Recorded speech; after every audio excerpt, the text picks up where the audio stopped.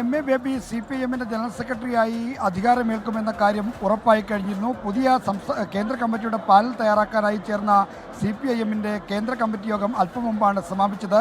നിലവിലുള്ള പുതിയ കേന്ദ്ര കമ്മിറ്റിയുടെ പാനലിനും ജനറൽ സെക്രട്ടറി സ്ഥാനത്തേക്ക് എം.എ. ബേബി എന്നുള്ള പേരിനെയും അംഗീകാരം നൽകിയിരിക്കുന്നു.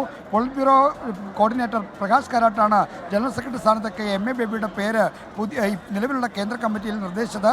ആ പേര് അംഗീകരിക്കപ്പെട്ടിരിക്കുന്നു എന്നാണ് നമുക്കറിയുന്നത്. മറ്റ് ചർച്ചയുടെ വിശദാംശങ്ങൾ അല്പസമയത്തിനകം ലഭ്യമാക്കാൻ കഴിയുമെന്ന് പ്രതീക്ഷിക്കുന്നു.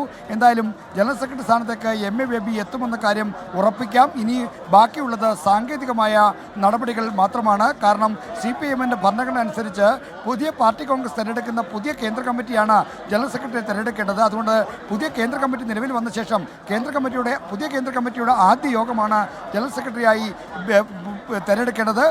അപ്പോഴായിരിക്കും ജനറൽ സെക്രട്ടറിയെ സംബന്ധിച്ച ഔദ്യോഗിക പ്രഖ്യാപനം വരിക. എന്തായാലും എം.എ. ബേബി ജനറൽ സെക്രട്ടറി സ്ഥാനത്ത് എത്തുമെന്ന കാര്യം ഉറപ്പിക്കാം. PBയുടെ നിർദ്ദേശം കേന്ദ്ര കമ്മിറ്റി തത്വത്തിൽ അംഗീകരിച്ചു കഴിഞ്ഞു. ഇനി ബാക്കിയുള്ളത് സാങ്കേതിക നടപടികൾ മാത്രമാണ്. രാജ്യത്തെ ഏറ്റവും വലിയ പാർട്ടി ഘടകമായ CPIMന്റെ കേരള ഘടകത്തിന് നിർണായകമായ ശക്തിയുണ്ട് എന്ന കാര്യം ശരിയാണ്. എന്നാൽ അതുമാത്രമല്ല എം.എ. ബേബിയുടെ പേരിലേക്ക് ജനറൽ സെക്രട്ടറി പദം എന്ന കാര്യം എത്താനുള്ള കാരണം സീതാറാം യെച്ചൂരിയുടെ നിര്യാണം സംഭവിച്ചിരിക്കുന്നു. PBയിൽ നിന്ന് ഒറ്റയടിക്ക് മുഖ്യമന്ത്രി പിണറായി വിജയനടക്കം 7 പേർ പ്രായപരിധി മാനദണ്ഡത്തിൽ ഒഴിവാകുന്നു.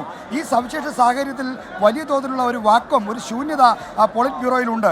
അപ്പോൾ അടുത്തതായി പരിഗണിക്കാവുന്ന നേതാക്കൾ 4 പേരായിരുന്നു പ്രധാനമായി ഉള്ളത്. അതിൽ ഒന്നാമത്തെ പേരുകാരൻ എം.എ. ബേബി തന്നെയാണ്.